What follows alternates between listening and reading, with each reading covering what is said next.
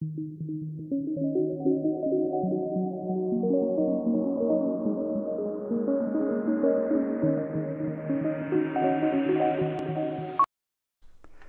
noite. Ainda continuamos em quarentena e, apesar da impossibilidade de estarmos juntos, continuamos unidos como igreja, com a mesma missão, sob os cuidados do mesmo e único Deus. Ainda que não saibamos quando um dia a pandemia diminuirá e cessará, enquanto esse dia não chega, continuaremos aprendendo e divulgando as verdades de Deus, especialmente as boas novas da salvação em Jesus Cristo. Por quê? Porque essa é a única mensagem que, quando crida, transforma a essência das pessoas. Alguns, por exemplo, acreditam que a humanidade será melhor depois da pandemia, que as adversidades desse período provocarão reflexões mais humanistas e, consequentemente, menos egoístas, mais altruístas. Será? Veja o que o cientista político português João Pereira Coutinho disse a Luiz Felipe Pondé numa entrevista no programa Democracia na Teia. A gente tem que fechar, caminhar para o final, JP, mas eu queria te fazer uma última pergunta, pontual, é o seguinte: o que você está achando dessas histórias de quem fala por aí de que a humanidade vai sair melhor da pandemia, moralmente? Olha, André, a única coisa que eu sei é o que a história nos diz. E o que a história nos diz é que a humanidade normalmente sai pior de uma pandemia. E, portanto, a ideia de que numa pandemia vem ao de cima o melhor da natureza humana, na realidade a história diz que é exatamente o contrário. Ouviram? Pondé perguntou: o que você acha dessas pessoas que estão falando que a humanidade vai sair melhor dessa pandemia moralmente? A resposta, de um viés histórico, é que a humanidade sai pior. A história que veremos hoje, ela mostra como a humanidade, mesmo ela diante de tão grande exemplo de humildade, amor e sacrifício, prefere a satisfação pessoal e o poder do que a proposta de Deus. Os discípulos de Jesus acabaram de receber diversas lições no tema humildade. Se lembram? O discípulo humilde, ele depende de Deus, ele serve a todos, ele apoia os menosprezados, acolhe os parceiros, vive em paz com os outros, submete-se a Deus, renuncia a si mesmo. Vimos isso nas lições anteriores. Mesmo sabendo de tudo isso, os discípulos continuam sem enxergar e adotar os valores do reino de Deus que está próximo, disse Jesus. Nós precisamos nos arrepender. Os discípulos precisavam se arrepender. O mundo precisa se arrepender. Precisamos avaliar os nossos valores, abandonando aqueles que não fazem parte do reino de Deus e adotando todo aquele que o Rei Jesus valoriza. A pandemia não transformará o nosso coração. A pandemia não nos tornará mais humildes. Somente a palavra de Deus e o Espírito dele são capazes de renovar as nossas mentes, de nos transformar. Vários dos irmãos e irmãs do nosso meio estão lendo Provérbios. E nessa semana passamos pelo Provérbio capítulo 8. No versículo 13, o provérbio desse trecho diz o seguinte: quem teme o Senhor odeia o mal, portanto, odeio o orgulho e a arrogância, a corrupção e as palavras perversas. O orgulho e a arrogância são atitudes más. Até quando ouviremos sobre a humildade de Jesus e permaneceremos orgulhosos, querendo o que queremos, quando quisermos, como quisermos e onde quisermos? Vamos orar. Senhor, te agradecemos pela oportunidade que a tecnologia nos dá de estarmos juntos e desfrutar da Tua palavra que está presente em cada um dos nossos lares. Que nós tenhamos, Pai, a disposição de abrir da Tua palavra, de lê-la, de aprender, de meditar e de vivê-la, Senhor, compreendendo quem Jesus é, quem nós somos e qual a relação disso, Pai. De fato, queremos ser mais como Jesus. Queremos ser porque Ele é perfeito. Queremos ser porque esse é o paradigma da felicidade. Nos ajude, Senhor. Nos ajude a compreendermos o que o Senhor nos ensina e a vivermos isso. Eu peço, Pai, tudo isso em nome dele, do nosso Salvador Jesus. Amém. Então hoje eu intitulei a mensagem Orgulho Mundano, Humildade Divina, para trabalhar dentro deste trecho de Marcos, capítulo 10, a partir do versículo 32. E no trecho que é o nosso foco de estudo hoje, Jesus anuncia a sua morte pela terceira vez no Evangelho de Marcos. A primeira em 8:31, a segunda em 9:31, e agora nós veremos essa predição até com mais detalhes. Detalhes que deixam os apóstolos de Jesus admirados e outros seguidores assustados. Marcos, ele começa a contar essa história assim. Por esse tempo, subiam para Jerusalém e Jesus ia à frente. Por esse tempo. Que tempo é esse? Pelo tempo em que Jesus fazia a sua jornada, de Cafarnaum para Jerusalém. E de fato nós nem sabíamos que era especificamente Jerusalém até agora, porque no começo do capítulo 10, Marcos narrou que Jesus ia para Judeia. Então a história de hoje começa em algum momento durante essa viagem, que começou lá no começo do capítulo 10 de Marcos. Veja o mapa. No círculo azul está Cafarnaum. E ali também não só Cafarnaum, como a região de Cafarnaum. E o destino final é Jerusalém, mais ao sul, aí nessa forma oval vermelha.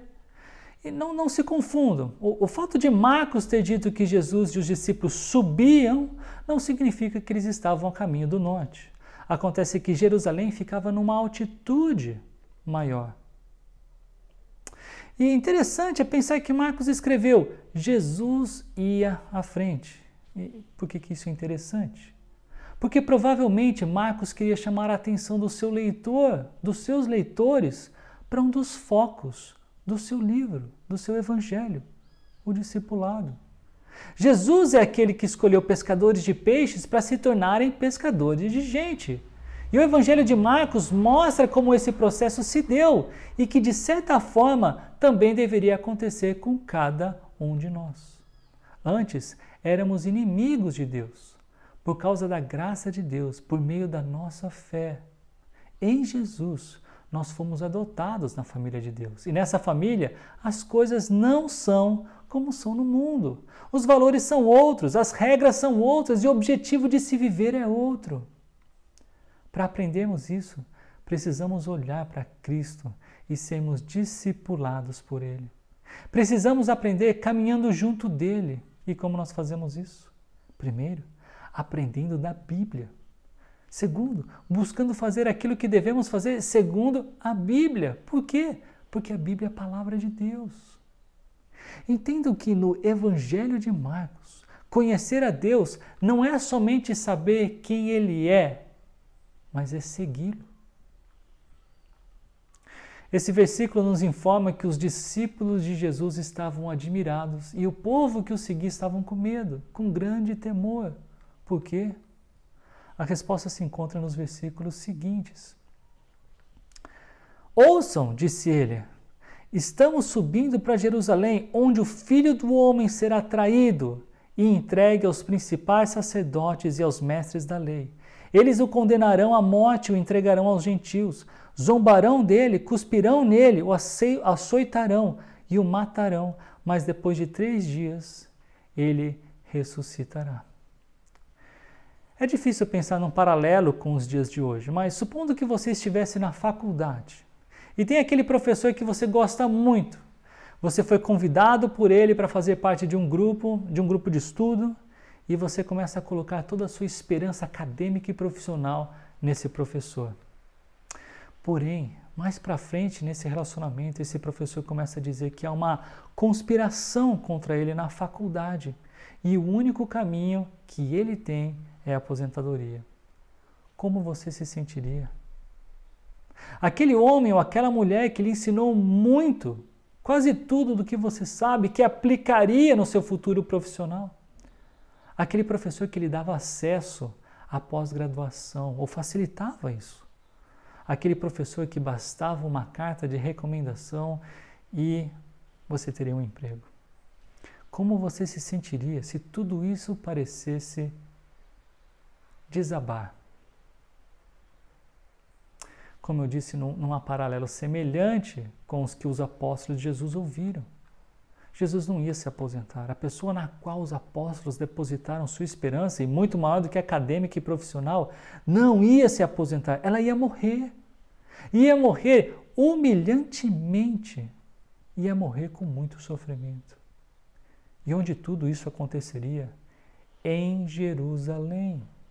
E para onde eles estavam indo? Para Jerusalém. Não é por menos que os discípulos estavam admirados. A razão ela não é explicitada no texto, mas não é difícil de pensar que a admiração e a surpresa deles baseavam-se na determinação de Jesus. Mesmo sabendo que tudo isso vai acontecer, ele ainda vai para Jerusalém? É que quando se trata de humildade e sofrimento, Jesus não é um mero professor. Ele não apenas ensina, ele lidera o caminho. E isso, para alguns, é amedrontador, como era para os outros seguidores de Jesus. Era em Jerusalém que Jesus seria condenado à morte. Era em Jerusalém que ele seria entregue aos gentios, e no caso dos romanos, lá ele seria zombado, cuspido na cara, açoitado e morto. Mas toda essa história, por mais dolorosa que pareça, e tenho certeza disso, esse sofrimento não foi somente aparente. Foi uma representação real do peso do nosso pecado imputado em Jesus. Essa história acabou com um final feliz. Porque 3 dias depois da crucificação de Jesus, ele apareceu vivo. Ele ressuscitou como havia prometido. Em Marcos 8:31 foi escrito: então Jesus começou a lhes ensinar que era necessário que o Filho do Homem sofresse muitas coisas e fosse rejeitado pelos líderes do povo, pelos principais sacerdotes e pelos mestres da lei. Seria morto, mas 3 dias depois ressuscitaria. Marcos também transcreve o que Jesus diz no capítulo 9, versículo 31. O Filho do Homem será traído e entregue em mãos humanas. Será morto, mas em 3 dias... ou 3 dias depois, ressuscitará. E agora, em 10:34, Jesus mais uma vez prediz sua morte, mas também a sua ressurreição. Foi em 1998 que eu li um livro que trouxe informações muito preciosas para eu entender quem era Jesus. Mais que um carpinteiro. É inclusive baseado no título desse livro que o nome da nossa Escola de Artes e Ofícios ali em Quixaba ganhou, né? Lá nós chamamos de Escola de Artes e Ofícios mais que um carpinteiro. E um dos argumentos do autor é que Jesus não era somente um homem bom. Se ele não tivesse ressuscitado, ele seria um mentiroso. E isso não qualifica um homem como bom. Talvez ele fosse louco de insistir no que dizia, porque aquilo que ele afirmava é o que levantou homens contra ele a ponto de prendê-lo e de depois crucificá-lo. E mesmo assim, loucos não ressuscitam. Jesus disse que ressuscitaria e ressuscitou. Não há somente um relato histórico sobre isso. A fé cristã ela tem como base a ressurreição de Jesus. A fé cristã ela não é cega, ela é baseada numa evidência, num fato histórico. Um homem chamado Jesus deu detalhes de como sua morte aconteceria. E ela aconteceu como ele havia dito. Ainda mais notório é o fato dele ter dito que ressuscitaria, ressuscitou. Não é só a predição da morte, mas a predição da ressurreição. A mensagem que anunciamos a todos os povos, a mensagem do Evangelho, das boas novas, é exatamente essa, somando a razão pela qual Jesus morreu. Nosso pecado criou uma dívida com Deus. Não é para Satanás que Jesus pagou o preço. Esse preço custava a nossa vida. O salário do pecado é a morte. Porém, o presente de Deus é Jesus Cristo. Ele foi posto numa cruz romana, foi acusado pelos judeus. Mas a verdade é que ele seguiu o rumo para o qual veio e esteve entre nós. E ainda voluntariamente. Os romanos e os judeus somente foram veículos de uma história prevista e dirigida por Deus. Jesus morreu porque eu e vocês pecamos contra Deus. Aceitar essa mensagem é o início de uma nova caminhada. Não mais sozinho e impotente, mas sempre acompanhado e auxiliado pelo Todo-Poderoso Senhor Criador, que, embora sendo Deus, não considerou que ser igual a Deus fosse algo a que devesse se apegar. Em vez disso, esvaziou a si mesmo, assumiu a posição de escravo e nasceu como ser humano. Quando veio em forma humana, humilhou-se e foi obediente até a morte, e morte de cruz. Esse homem, Jesus, exemplo de humildade, surpreendia alguns por tamanho amor e determinação. A outros, causava espanto e medo. Saber da coragem de Jesus, da determinação dele, do amor dele por cada um de nós, deveria nos fazer pensar: se esse homem morreu por mim, o que eu estou fazendo com a minha vida? O que você está fazendo com a sua vida? Já considerou essa pergunta? Infelizmente, os discípulos de Jesus não estavam preocupados com isso. Com que, então, os discípulos estavam preocupados?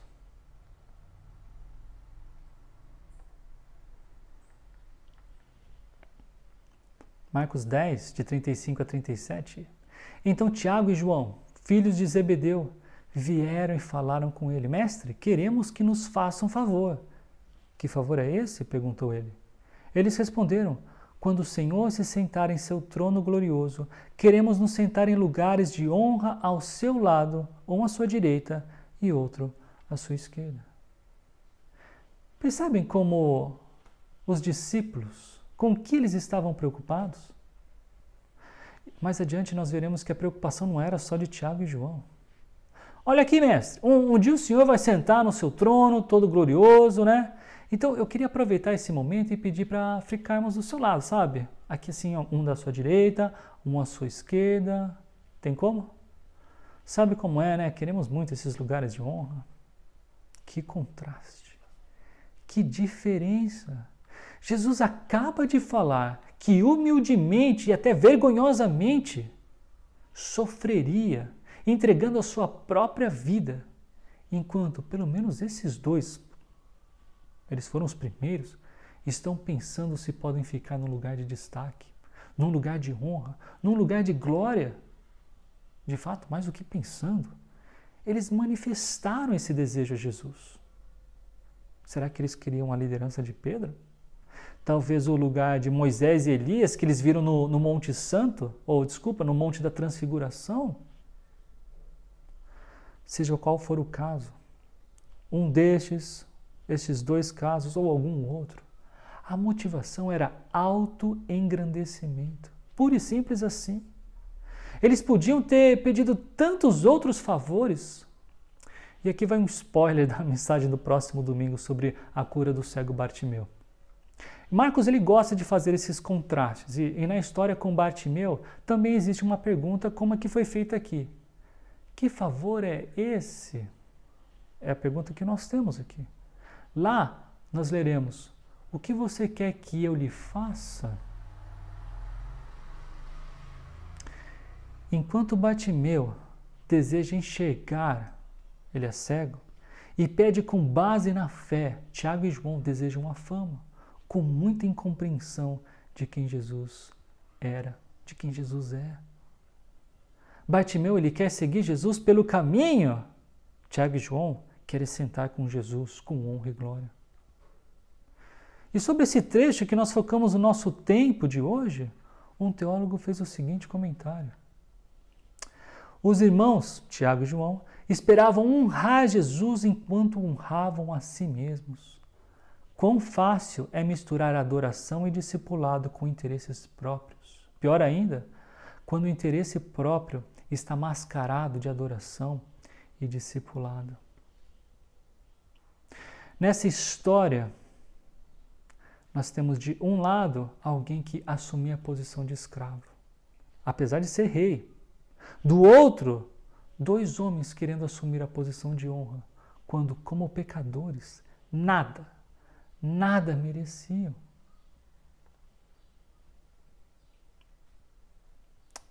Jesus lhes disse: vocês não sabem o que estão pedindo. São capazes de beber do cálice que beberei? São capazes de ser batizados com o batismo com que serei batizado? Somos, responderam eles. No Antigo Testamento, o cálice ele é uma figura que algumas vezes representa a prosperidade. Por exemplo, em Salmo 16:5, 23:5, 116:13. Porém, ela é muito mais vezes usada para mostrar o juízo e a ira de Deus. Em outras palavras, aplicando aqui, Jesus beber deste cálice significa passar por sofrimento. E como já vimos, muito sofrimento. E batismo, da forma como nós encontramos aqui no texto, ela não tem precedente. Aqui, de uso figurado, significa estar imerso em calamidade. Tiago e João responderam que eram capazes de beber do cálice e serem batizados com o batismo que Jesus passaria. Mas mal sabiam eles que abandonariam Jesus no primeiro sinal de conflito, de calamidade, deixando o cálice para ele beber e o passar por aquele batismo.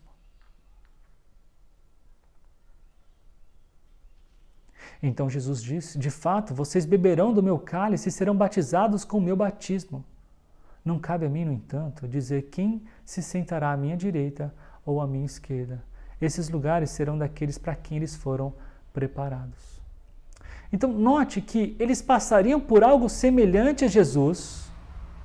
E pelo que consta, algumas histórias, todos os discípulos sofreram bastante depois da ascensão de Jesus.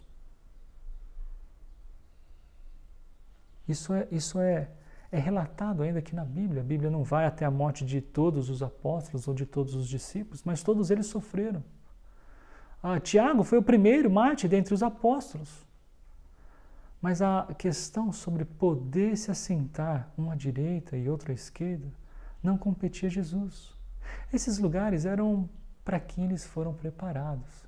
E do jeito como Marcos apresenta essa história, esses lugares não eram para quem está ou estava preocupados em tê-los. Tiago e João não eram os únicos, como eu havia dito, que tinham essa preocupação em ter estes lugares. Quando os outros 10 discípulos ouviram o que Tiago e João haviam pedido, ficaram indignados. E a forma como está escrito aqui, o texto mostra que o interesse que João e Tiago apresentaram não era algo exclusivo deles, dos irmãos, dos filhos de Zebedeu. Então Jesus, ele aproveita a situação, ele aproveitou a situação para ensinar mais o que Jesus sempre faz, ensina. Jesus os reuniu e disse: vocês sabem que os que são considerados líderes neste mundo têm poder sobre o povo e que os oficiais exercem sua autoridade sobre os súditos. Entre vocês, porém, será diferente. Quem quiser ser o líder entre vocês, que seja servo, e quem quiser ser o primeiro entre vocês, que se torne escravo de todos. Jesus começa fazendo uma afirmação de como funciona a questão de autoridade no mundo. Aqueles que são líderes têm poder sobre o povo. Os oficiais mandam nos súditos. Agora, entre os discípulos, entre vocês, isso não deve ser assim. Entre vocês não deve haver lugar para interesses próprios. Pelo contrário, vocês devem servir aos outros voluntária e sacrificialmente. De forma muito semelhante, isso já havia sido ensinado por Jesus no capítulo 9 de Marcos. Vocês se lembram? No versículo 35, Jesus chama os 12, como ele reúne os discípulos aqui, e diz: se alguém quiser ser o primeiro, será o último e servo de todos. O paradigma de liderança, ele é outro. Não é quem tem mais força, não é quem tem mais escolaridade, não é quem tem mais conhecimento, não é de quem tem um título, seja de juiz, de engenheiro, de médico, nem mesmo de pastor. O líder é aquele que tem disposição para servir e servir a todos, sem distinção. Querem os lugares de destaque? Então sirvam. Porque Nem mesmo o Filho do Homem veio para ser servido, mas para servir e dar sua vida em resgate por muitos. Os discípulos tinham um padrão pagão do mundo. Esse era o modelo de autoridade para eles. O jeito de Jesus fazer isso não é como o mundo faz. No mundo, os líderes são servidos. Zé, vai fazer isso. João, faz aquilo. Manuel. Do jeito de Jesus, os líderes são os que mais servem e Jesus se torna o maior exemplo disso quando serve ao mundo com a sua própria vida. Ele a entrega voluntariamente para que muitos fossem resgatados. Em teologia, esse é um dos versículos de onde extraímos a doutrina do papel substitutivo de Jesus. Ele nos substituiu naquela cruz. Ele entregou a sua vida em nosso lugar para pagar pela dívida que temos com Deus. Sim, com Deus, não era o diabo que Jesus devia, o que nós devemos. De fato, Jesus ele não deve a ninguém. Nós somos os devedores. Ou nós éramos os devedores. Porque Jesus tomou sobre si a nossa dívida. Ele pagou a nossa liberdade. Quando temos fé no que Jesus fez, em quem Jesus é, nós saímos. Nós não estamos mais debaixo da ira de Deus. Aliás, essa passagem não ensina que a morte de Jesus serviu apenas para alguns. Este teólogo, ele disse, os efeitos do sacrifício de Jesus se estendem a todos que o aceitarem. E o que todo esse trecho tem a nos ensinar? A vida e o ensino de Jesus viram os valores que temos de ponta cabeça. Enquanto o mundo vê grandeza em títulos e conquistas, Deus vê grandeza num coração disposto a servir. E não é por menos que Martin Luther King Jr. disse que todo mundo pode ser grande, porque todo mundo pode servir. Buscar por honra e glória não é apropriado ao cristão que entende o seu papel no reino de Deus. Não cabe a nós buscarmos pelos lugares de honra. Sirva e deixe que Deus observe sua atitude. Ele que tudo vê. Ele que recompensa quem quer e como quer. Jesus não nos resgatou para que tivéssemos honra e glória. Paulo, ao escrever sobre isso, diz, em Efésios 2, 8 a 10, uma passagem bastante conhecida, ainda que geralmente se para no versículo 9, veja, vocês são salvos pela graça, por meio da fé.